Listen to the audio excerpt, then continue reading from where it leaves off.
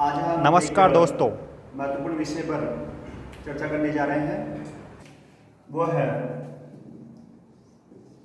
न्यूनतम समर्थन मूल्य। समर्थन मूल्य एमएसपी, मिनिमम सपोर्ट प्राइस। देखिए, न्यूनतम समर्थन मूल्य क्या है, इसके बारे में अभी वर्तमान देश में बहुत ज्यादा व्यापक चर्चा है। ये बहुत चर्चित मुद्दा है, इसलिए इसके बारे में आज जान रहे हैं हम।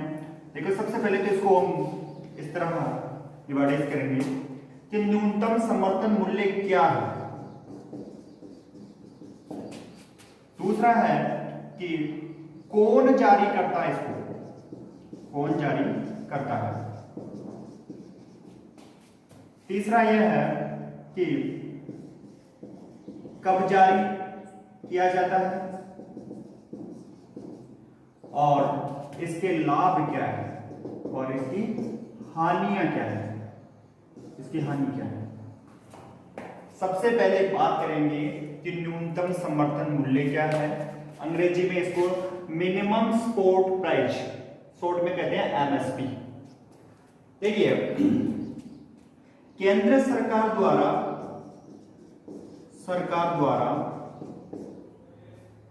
किसानों को उनकी उपज का एक गारंटी देती है कि उस फिक्स कीमत से कम मूल्य पर फसल खरीदी नहीं जाएगी।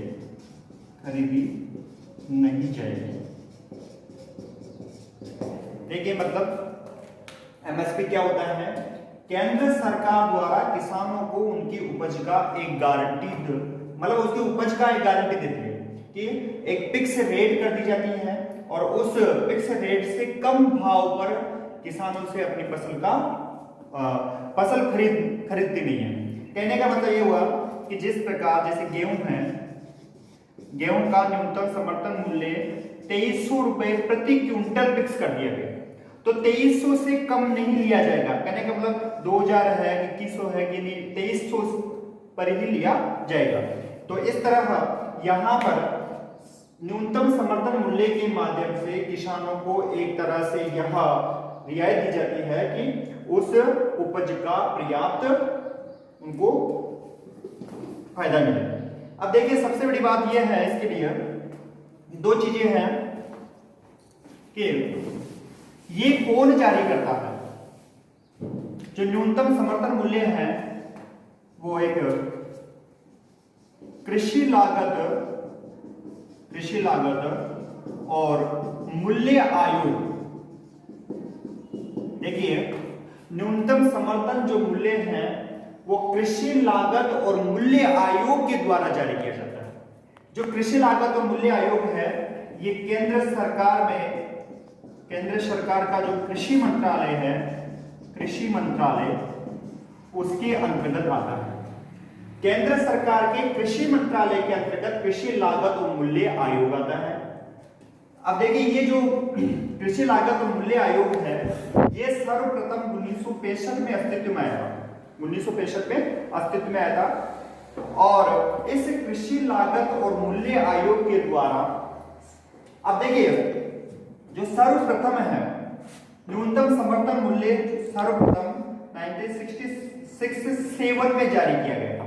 1966 और 67 में सबसे पहले न्यूनतम समर्थन मूल्य जारी किया गया और वो फसल थी गेहूं की फसल। न्यूनतम समर्थन मूल्य कृषि लागत और मूल्य आयोग के द्वारा जारी किया जाता है। कृषि लागत और मूल्य आयोग केंद्र सरकार के कृषि मंत्रालय का एक ये अधीनस्थ कार्यालय है और ये कृषि लागत और मूल्य आयोग सर्वप्रथम 1965 में बना था और इसके द्वारा सर्वप्रथम 1966-67 में गेहूं पर न्यूनतम समर्थन मूल्य जारी किया गया। बाद में इसको बढ़ा दिया गया, धान पर कर दिया गया। वर्तमान में 23 फसलों पर न्यूनतम समर्थन मूल्य जारी किया जाता है। 23 फसल ऐसे हैं जिसमें धान की फसल भी है और अनाज की फसल भी है, व्यापारिक फसलें भी है। इन सबको मिलाकर 23 ऐसे फसलें हैं जिसका न्यूनतम समर्थन मूल्य केंद्र सरकार के कृषि लागत और मूल्य आयोग के द्वारा किया जाता है। अब देखिए ये जो है ये प्रत्येक वर्ष में दो बार किया जाता है। एक तो किया जाता है खरीफ की फसल के समय और एक किया जाता है रबी की फसल के समय।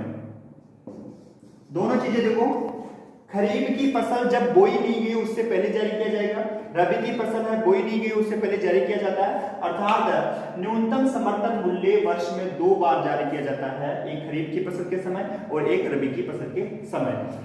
ये तो इनके न्यूनतम समर्थन मूल्य के बारे में सामान्य जानकारी ये हो गई। अब सबसे बड़ी बात यह है कि इसका लाभ क्या है और इसकी हानि क्या है, इन दोनों पर हम चर्चा करेंगे। देखिए न्यूनतम एमएसपी का लाभ देखिए, पहला सबसे बड़ा लाभ तो यह है जब किसान अपनी फसल का उत्पादन करता है और वो मार्केट में लेके जाता है तो उस समय हो सकता है कि ज्यादा पैदावार हो चुकी हो तो फसल का उचित और पर्याप्त उसको मुआवजा नहीं मिले। इस स्थिति में किसानों के हितों की रक्षा के लिए केंद्र सरकार न्यूनतम समर्थन मूल्य पर उनके कृषि उत्पादों को खरीदती है।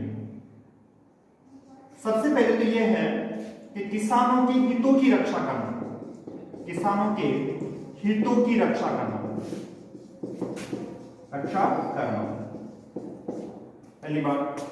दूसरी बात यह है कि किसानों के मनोबल को बनाए रखना, किसानों के मनोबल को बनाए रखना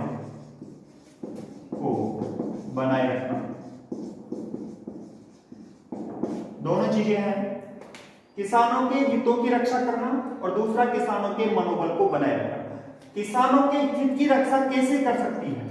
जो फसल है उसका पूर्व में ही सरकार एमएसपी जारी कर चुकी है, तो सरकार क्या करेगी, किसी भी स्थान पर जिले में या कहीं पर भी किसी स्थान पर केंद्र सरकार खरीद केंद्र, फसल का खरीद केंद्र घोषित करती है। किसान उस खरीद केंद्र पर ले जाकर के अपनी फसल को बेच सकता है और जब फसल को बेचेगा तो जिस फसल का एमएसपी है उसी मूल्य पर खरीद केंद्र पर इनकी खरीद होगी, उससे कम मूल्य पर नहीं होगी। दूसरा है किसानों के मनोबल की रक्षा होगी। क्यों होगी? क्योंकि किसान को जब उसका पर्याप्त भाव मिलेगा तो उसको मनोबल बने रहेगा और वह किसान लगातार उस फसल को उत्पन्न करने की इच्छा रखेगा। देखिए ये दोनों चीजों को दृष्टिगत रखते हुए केंद्र सरकार बार बार ये प्रयास कर रही है कि किसानों की आय 2022 तक दोगुनी हो जाए। लेकिन यदि हम न्यूनतम समर्थन मूल्य के कुछ ऐसे चुनौतियां भी है इसके सामने या कुछ ऐसे हानियां भी हैं जो इस पर दृष्टिगत करना भी आवश्यक है।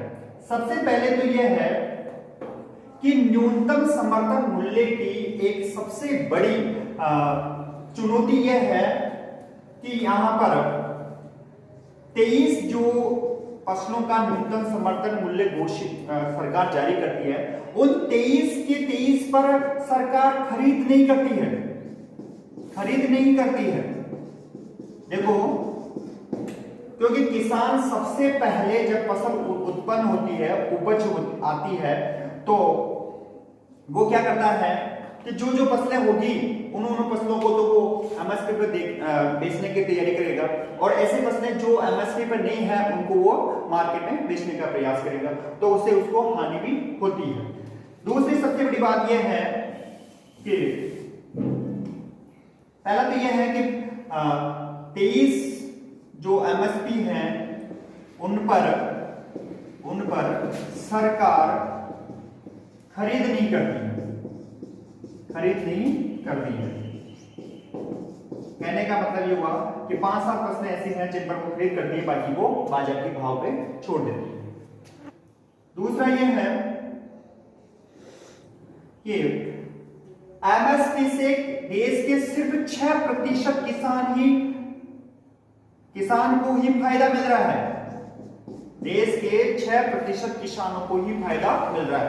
आप कहेंगे 6% किसानों को फायदा कैसे? देखिए, देश का जो एमएसपी के अंतर्गत सबसे पहले तो किसान क्या करेगा, जब किसान की फसल आ जाएगी, फसल का उत्पादन हो जाएगा, तो उस जो उपज है उस उपज को वह एमएसपी केंद्र पर लेके जाएगा। केंद्र पर ले जाने से पूर्व उसको अपनी उपज का रजिस्ट्रेशन करवाना पड़ेगा। रजिस्ट्रेशन, और रजिस्ट्रेशन के अंतर्गत ये भी बाध्यता रहती है कि उसको जो उसके खेती से संबंधित या भूमि के कागज लगाने होंगे, अर्थात जो खसरा है, गिरदावरी है, नगर है, वो इसको लगाने होंगे, रजिस्टर करना होगा। रजिस्टर के बाद में उसको उस केंद्र पर जाना होगा। केंद्र पर जाने के बाद में उसका तोल होगा। तोल होने के बाद में कुछ माह के बाद उसके पैसे बैंक अकाउंट में आएंगे। उसके पैसे बैंक अकाउंट में आएंगे। देखिए, किसान अपनी फसल का उत्पादन कर चुका है और किसान उत्पादन करने के बाद में उसको वो रजिस्ट्रेशन, जो फसल है उसका रजिस्ट्रेशन करवाएगा, उसके साथ भूमि के कागज लगाएगा, उसके बाद उसको तोल केंद्र पर ले जाएगा। तोल केंद्र पर तोलने के बाद में उसका जो रुपया पैसा है वो बैंक में आएगा।